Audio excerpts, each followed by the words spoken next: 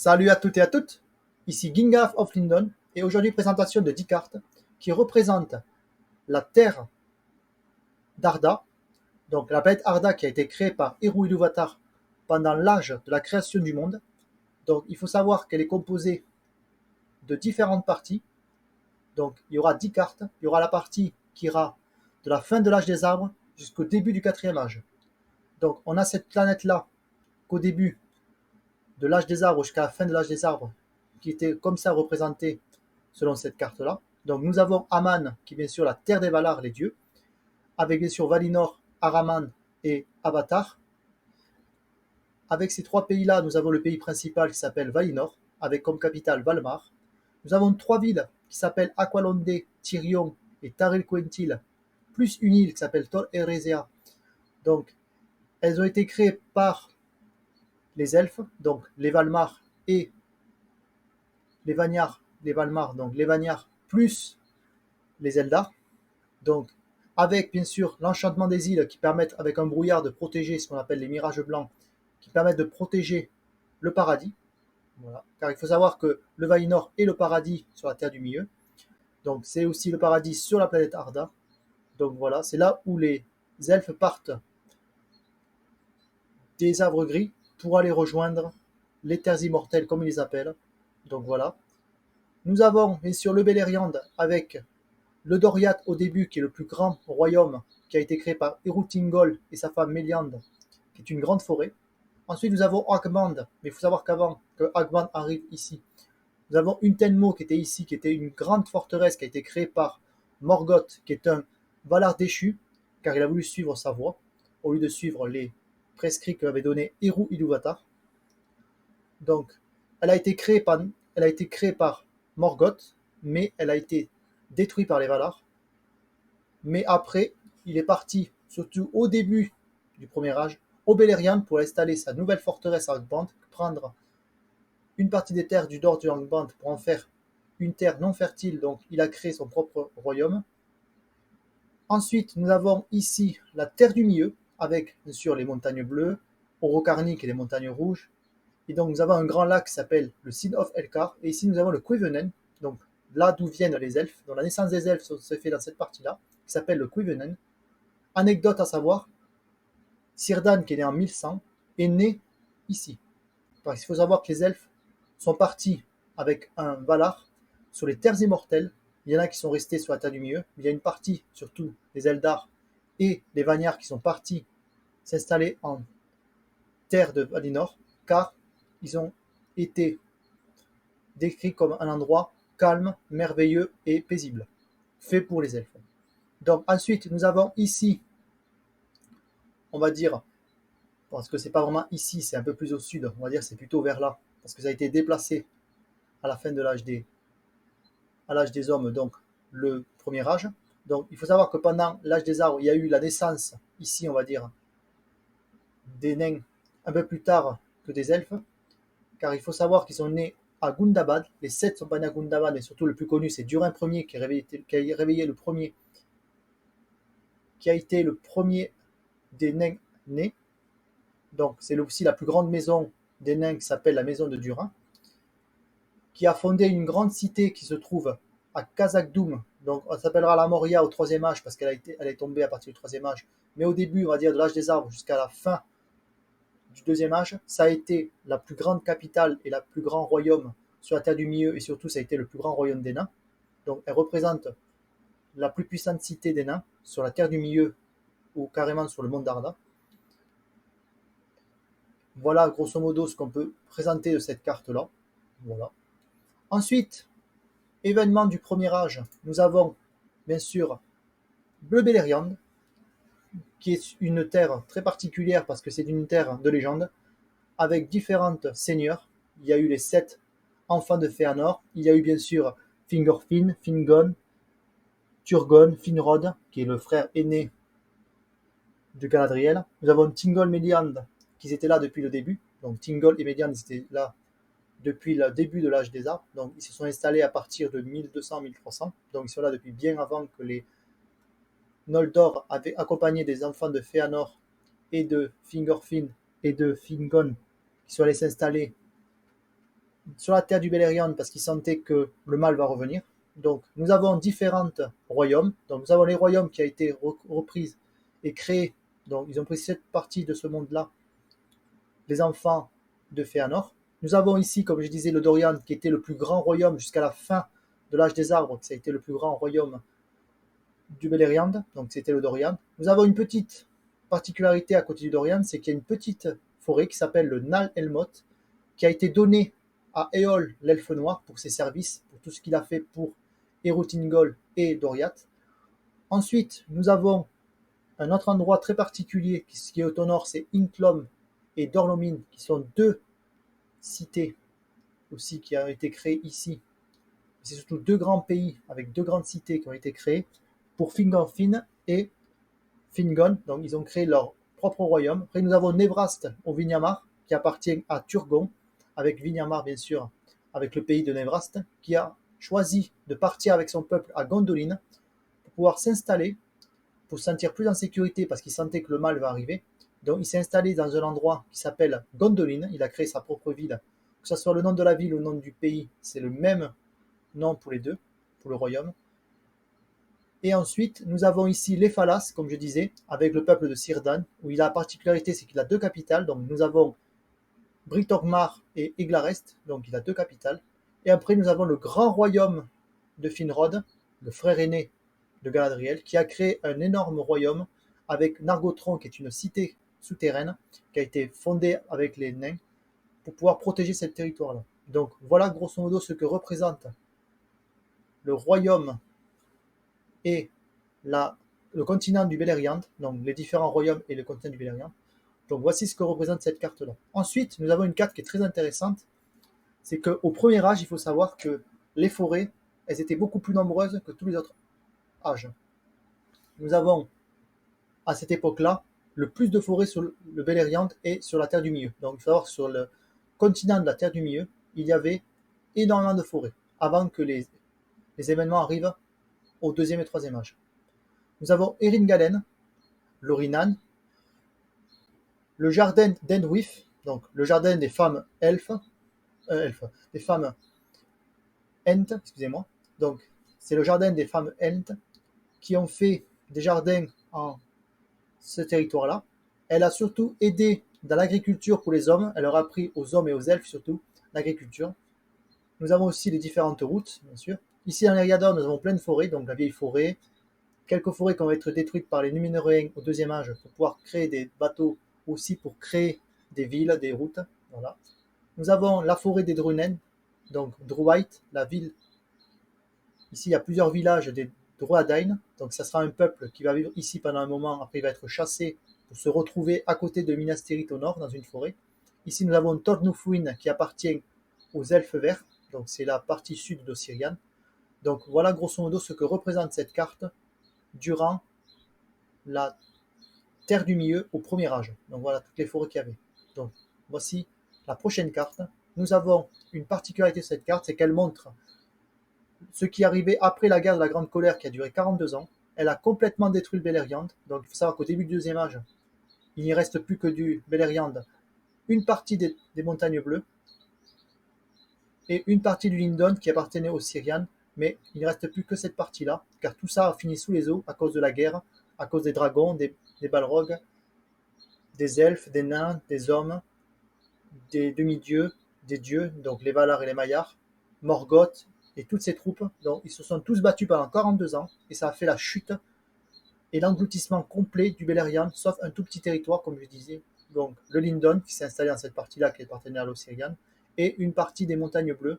Donc le nord et le sud a fini sous les eaux. Donc il ne reste plus que cette terre-là.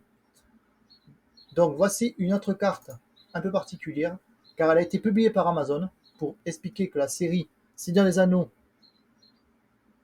les Anneaux de pouvoir, se situerait dans la Terre du Milieu, avec bien sûr Numénor, la grande mère de Béléguiar, Eriador, bien sûr, qui est au début une terre qui appartenait au Lindon, après ça a été donné à Elendil à la fin du deuxième âge.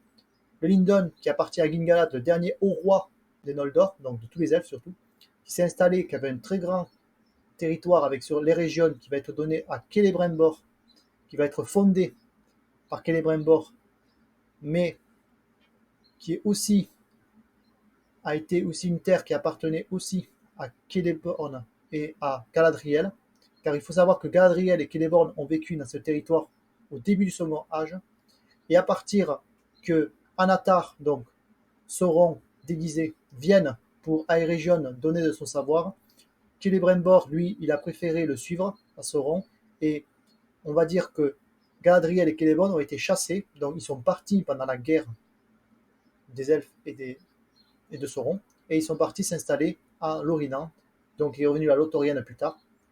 Donc voilà, pour expliquer grosso modo l'histoire du deuxième âge avec Galadriel. Ensuite, nous avons le Rovanion, qui est un territoire qui appartenait à Orodrey. Après, c'est devenu à Thranduil à partir du troisième âge. Mais au début du deuxième âge, ça appartient surtout au grand roi des elfes sylvestres, donc Orodrey. Après, nous avons le Rhun, le Kand et l'Arad, qui sont trois peuples qui ont été corrompus par Sauron, d'hommes. Umbar, qui appartenait aux Núménoréens, et à partir de la guerre fratricide avec Astamir, ça a appartenu aux Núménoréens noirs parce qu'ils ont voulu se séparer du Gondor. Donc voilà grosso modo ce que représente à peu près cette carte-là. Et anecdote, il faut savoir que Khazad-dûm, qui se situe ici, était allié avec Eregion. Donc voilà, ils ont repris des alliances, donc que ce soit pour l'orfèvrerie ou dans la construction de portes, ou pour faire différentes armes ou armures légendaires qu'on connaît surtout au troisième âge. Donc voilà grosso modo ce que je pourrais représenter cette carte en résumé. Voilà. Ensuite, nous avons une carte très particulière qui présente le plus grand royaume des humains. Il faut savoir que Numénor, qui est un très grand royaume, presque un empire en fait carrément, est beaucoup plus puissant que le Gondor et l'Arnor réunis. Voilà. C'est une terre très particulière. Elle représente une étoile avec les différentes parties. Donc nous avons Andustar, Forostar, Orostar, Yarostar, Niarnustar et Metalmar. La grande montagne qui s'appelle Meneltarma, c'était une montagne où on disait que c'était le sanctuaire des dieux. Nous avons la capitale Arménélos et Roména, qui est le grand port de là où sont partis tous les bateaux en 600 du deuxième âge pour aller faire la construction de différentes villes côtières ou de villes intérieures des terres. Donc nous avons par exemple Longdaer, qu'avant il s'appelait Longdaer. Ensuite, nous avons bien sûr le Pélargir qui a été créé. Nous avons aussi Umbar. Nous avons aussi la ville de Harlond qui a été créée par les Numénoréens. Il y a aussi la ville de Brie, mais la ville de Brie c'est très particulier parce qu'elle a été créée par les humains, mais elle a été reprise plus tard par les Numénoréens.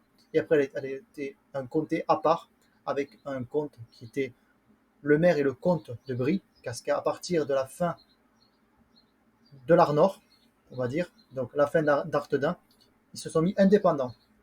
Donc voilà, grosso modo, pour expliquer ce qui a fait Numénor. Mais Numénor, il faut savoir, c'est aussi un pays qui est rempli de marins, de grands rois. Ils vivaient jusqu'à 500 ans. Il y a eu des rois qui ont vécu jusqu'à 498 ans, voire 500 ans presque. Donc ça a été donné, cette île, elle a été fondée et donnée en cadeau par les Valar pour ce qu'ils ont fait pendant la guerre de la Grande Colère. Donc pendant 42 ans, ils se sont battus les humains. Donc en récompense, Elrose, qui était le frère de Elrond, est devenu le premier roi de Numénor. Donc il a vécu jusqu'à 500 ans. Il est resté 413 ans au pouvoir. Et après, il y a eu bien sûr la lignée d'Elendil, donc des Anduniers, qui était ici. Donc voilà grosso modo ce qu'on peut dire sur la Terre du Milieu, surtout dans cette partie-là de la Terre du Milieu, donc l'île de Numénor. Donc voilà grosso modo ce que je pourrais dire par rapport à la carte. Ensuite, nous avons une autre carte très particulière, car elle montre non seulement Numénor, mais elle montre aussi Aman, avec, comme je disais, le brouillard qui protège Aman. Bien sûr, la Terre du Milieu avec les terres cachées et les terres noires, ici. Nous avons bien sûr différents royaumes, donc le Rhun, Umbar, qui est à la base, qui est un port, mais plus tard ça sera le pays des corsaires. Ensuite, nous avons le Mordor avec Barad-dûr, parce qu'il faut savoir que ça se passe en 1667. Je me rappelle bien, oui, c'est en 1667, ça se passe cette carte-là. Donc, il y a bien sûr des villes qui ont été fondées, comme par exemple, nous avons ici Ostinendil et Region, nous avons le Belegost, donc nous avons Midland qui est l'Avre Gris, donc il y avait encore, jusqu'à la fin du deuxième âge, le royaume des elfes de Lindon, qui est le plus puissant royaume des elfes au deuxième âge, le Fort Odwen, qui est bien sûr le territoire glacé du nord, où les Lozotes, qui est un peuple de nomades, chasseurs, cueilleurs, vivent dans ce territoire-là. Et ensuite, nous avons bien sûr ici Kazakdoum. Nous avons ici le Fidialondé, comme c'était le nom de Longdaer qu'on donnait le nom du port. Nous avons ici Edeliond, qui est bien sûr la ville qui a été fondée par les elfes durant la fin du premier âge, début du premier et du deuxième âge, pour pouvoir s'installer. Donc voilà grosso modo ce que je peux dire sur cette carte-là. Ensuite, nous avons une carte du troisième âge. Donc c'est vers 2500 je crois, à peu près. Donc elle montre les différentes peuples, pays. Donc nous avons tous les pays et villes de la Terre du Milieu, du continent de la Terre du Milieu du troisième âge. Donc nous avons par exemple le Mordor, avec bien sûr Barad-dûr, les Portes Noires. Ici nous avons Minas Morgul, qui était Minas Ithil, qui a été créé par Anarion, et qui a été repris en 2002 du troisième âge par le roi sorcier Dagmar. Ensuite, nous avons le volcan ici, la montagne du destin. Nous avons ici Minas Tirith. Ici, nous avons les différentes régions du Gondor. Ici, nous avons bien sûr l'État du Sud qui appartenait au Gondor, avec Umbaramba ici, qui appartient aux Númenóréens noirs et à l'Arad aussi. Ici, nous avons le Rohan, voilà. Ici, nous avons bien sûr Isengard avec la tour d'Orthanc. Fangorn, la dernière forêt qui appartenait aux Ents, car il faut savoir, dans ce territoire, les terres sauvages, ici, il y avait les Ents de femmes, elles ont été détruites par le Mordor, donc par les troupes du Mordor et par Sauron lui-même. Ensuite, nous avons la forêt noire, donc le peuple de Mirkwood, donc les elfes sylvestres, avec ici Beorn, qui avec les hommes des bois ont fondé leur pays qui s'appelle les Beorning. Nous avons ici les Halls de Mirkwood, donc la capitale de Mirkwood, qui est la forêt noire, donc Thranduil. Nous avons ici Erebor, qui a été fondé par Tror, donc le roi sur la montagne, le roi des 7 clans nains. Ici, nous avons les mondes de fer qui appartiennent à Dain. Ici, nous avons Akmar. Donc, c'est ici Cardoon qu'il a détruit tout le royaume perdu d'Arnor. Donc, il a détruit en premier, il a détruit le Rudor. Après, il a été allié avec le Rudor. L'Akmar et le Rudor étaient ensemble pour pouvoir détruire le Cardolan. Et après, ils ont détruit l'Arthedain. Donc, nous avons le royaume ici d'Arnor.